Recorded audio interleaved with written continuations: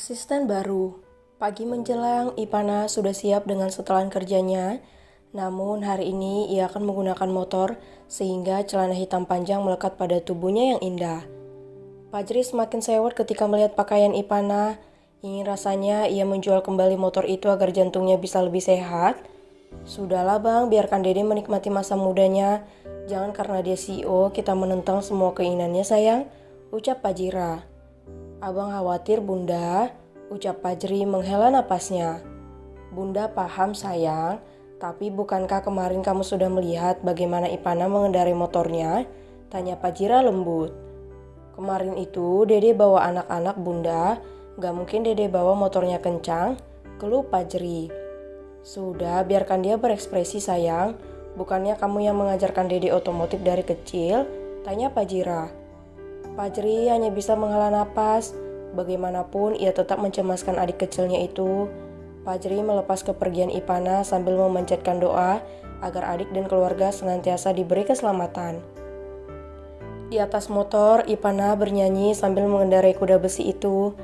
Jalanan yang masih terlihat lenggang karena ia datang cukup cepat pagi ini. Tolong, jamret, pencuri, rampok, tolong, teriak seorang ibu-ibu yang begitu nyaring di telinga Ipana. Ia segera mencari arah kemana larinya para jamret itu. Ipana mengejar dua orang laki-laki berbaju hitam yang tengah berlarian sambil membawa sebuah tas. Namun ia terkejut ketika melihat seorang gadis dengan berani menghadang mereka. Gadis itu mulai berkelahi untuk memperebutkan tas hasil jamret itu. Ipana cukup kagum melihat kelincahannya.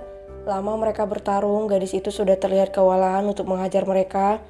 Ipana segera turun dari motornya dan membantu untuk melumpuhkan dua orang perampok itu. Buk. Tendangan keras Ipana yang menggunakan sepatu khusus yang dilengkapi besi di ujungnya mendarat sempurna di kepala mereka masing-masing. Para perampok itu langsung tersungkur dan pingsan. Ipana segera menelpon bawahannya untuk membawa mereka ke kantor polisi. Ia masih menggunakan helm sehingga tidak ada yang mengenali siapa dia. Gadis tadi segera mengambil tas berwarna putih itu dari tangan perampok. Kamu gak apa-apa? Tanya Ipana. Gak apa-apa kak, terima kasih sudah membantu, ucap gadis itu. Kamu mau kemana? Tanya Ipana. Saya sedang mencari pekerjaan kak, sudah lama saya menganggur, tetapi tidak ada satupun perusahaan yang mau menerima, ucap gadis itu lirih. Nama kamu siapa? Tanya Ivana. Felicia Andini, ucap Felicia. Kamu mau ikut ke tempat kerja saya? Ucap Ivana. Kakak serius, tapi di mana kak? Tanya gadis itu berbinar. Saya bekerja di perusahaan properti, ucap Ivana. Baiklah kak, aku ikut, ucap Felicia sedikit curiga. Iya, lebih baik kita berikan tas itu terlebih dahulu, ucap Ivana. Mereka segera menaiki motor hendak berputar arah, namun ibu-ibu tadi sudah lebih dulu datang bersama dengan beberapa orang warga. Mereka segera memegang tangan Ivana dan Felicia karena tertuduh telah menjamret.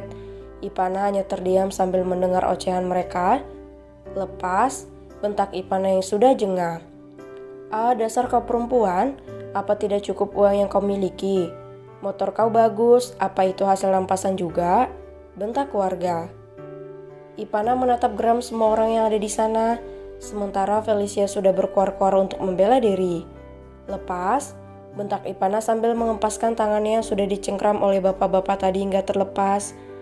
Mereka terkejut karena Ipana cukup kuat untuk melepaskan cengkraman tangan mereka. Gadis cantik itu segera merogoh ponsel dan memanggil kembali para bawahannya. Sekarang ikut kami ke kantor polisi, ucap mereka menarik Ivana. Namun gadis itu hanya diam saja. Tak lama datanglah sebuah mobil yang membawa perampok tadi. Mereka segera menyingkirkan semua orang dan mengamankan Ipana. Hei, kalian siapa? Apa kalian ingin mengamankan pencuri ini? Bentak bapak-bapak di sana. Tutup mulut kau setan. Lihat siapa yang tengah kau tuduh. Perampok yang kalian maksud ada di dalam mobil. Dan nona kami beserta gadis itu telah membantu untuk mengambil tas ibu itu, ucap dia berteriak. Badannya yang besar dan tegap membuat semua orang terdiam dan melepaskan Ivana dan Felicia, hingga datang beberapa mobil lagi dan mengamankan orang-orang yang sudah berani berbuat kurang ajar kepada Ivana. Semua orang terbirit ketakutan seketika. Melihat siapa yang tengah mereka hadapi, tim keamanan dengan logo Dirgantara Corp berjajar rapi mengawal Ivana. Barulah mereka menyadari jika perempuan yang mereka bentak-bentak itu adalah Ivana sang putri kerajaan. Sementara ibu tadi hanya terdiam setelah menerima tasnya. Harusnya ibu mengatakan bagaimana bentuk pelakunya. Kenapa ini malah diam saja? Kalau seperti ini, saya menyesal telah membantu ibu, bentak Felicia geram. Ia segera pergi dari sana tanpa menghiraukan orang lain. Sementara Ivana hanya tersenyum di balik helmnya sambil menatap kepergian gadis itu. Bawa gadis itu kepadaku, Jo, ucap Ivana sambil menaiki motornya. Baik, Nona, ucap Jo patuh. Ivana meninggalkan lokasi itu diikuti oleh beberapa pengawal lainnya menuju perusahaan. Sementara Jo mencari cara untuk menculik Felicia seperti keinginan Ivana. Semua mata tertuju kepada gadis cantik yang baru saja turun dari motor sambil membuka helm. Rambut panjangnya terurai dengan indah dan membuat semua orang mengagumi kecantikannya. Tolong parkirkan motor saya, Pak, ucap Ivana sambil menyerahkan kunci motornya. Baik, Nona, ucap salah satu tim keamanan. Ia berjalan masuk ke dalam gedung itu dengan wajah dinginnya. Ivana melangkah dengan anggun menuju ruangan yang ada di lantai 7. Setibanya di sana, ia segera mengganti pakaiannya dan memeriksa beberapa berkas calon asisten barunya. Pandu juga sudah berada di dalam ruangan Ivana dan melihat wajah kecewa dari nona mudanya. Ivana berdecak kesal karena tidak ada yang membuatnya puas. Perempuan dengan kemampuan akademik yang bagus, namun tidak dengan ilmu bela diri yang mumpuni. Hanya sampai sabuk biru, apa tidak ada satupun perempuan yang mendapatkan sabuk hitam dalam masa pelatihannya? Ucap Ivana kesal. Maaf, Nona, ucap Pandu lirih. Carikan saya beberapa orang lagi. Bapak tahu jika saya butuh perempuan yang sangat pandai dalam bidang bela diri, ucap Ivana garang. Maaf, Nona, saya akan mencari beberapa orang lagi hingga nanti siang, ucap Pandu yang merasa begitu kecewa dengan dirinya. Ivana yang hendak berbicara kembali menurunkan niatnya karena mendengarkan kegaduhan dari arah luar. Tok, tok, tok. Pandu segera membuka pintu dan melihat Jo sedang menggotong seorang perempuan. Senyum Ivana terbit ketika melihat wajah perempuan itu dan membuat Pandu mengernyit. Nona, ini gadis yang Anda minta, ucap Jo. Terima kasih, Jo, ucap Ivana tersenyum tipis. Gadis itu terdiam melihat Ivana yang mulai berjalan ke arahnya. Ia hanya menunduk karena cukup tahu bagaimana sifat garang Ivana melalui media sosial. Apa kamu tidak mengenaliku? Tanya Ivana. Saya kenal, Nona. Maaf, kenapa om itu menculik dan membawa saya ke sini? Tanya Felicia menatap Ivana dengan mata yang berkaca-kaca. Bukankah tadi kamu sedang mencari pekerjaan?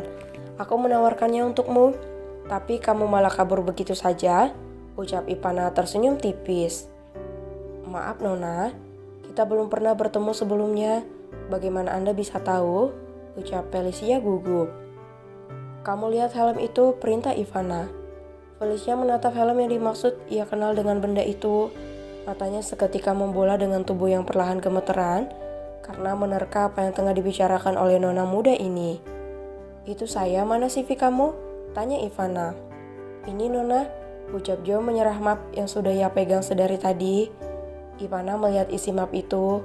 Akademik yang bagus dengan banyak prestasi dan di sana juga tertulis sabuk hitam taekwondo dan pencak silat. Kau diterima, ucap Ivana. Dek. Felicia melotot mendengar ucapan Ivana yang begitu enteng menerima dirinya. Pak Pandu, tolong beritahu apa pekerjaannya setelah ini, ucap Ivana. Baik, Nona. Kalau begitu kami permisi terlebih dahulu, ucap Pandu membawa Felicia keluar dari ruangan. Ivana tersenyum, akhirnya ia bisa memiliki asisten perempuan yang lebih banyak membantunya nanti. Jo, persiapkan tempat untuk melihatnya. Carikan tempat tinggalnya yang cukup dekat dengan rumah.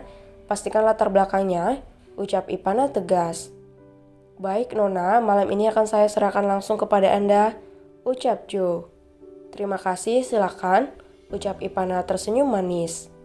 Dek, Jo merasa begitu tersanjung dengan ucapan terima kasih dari Ivana.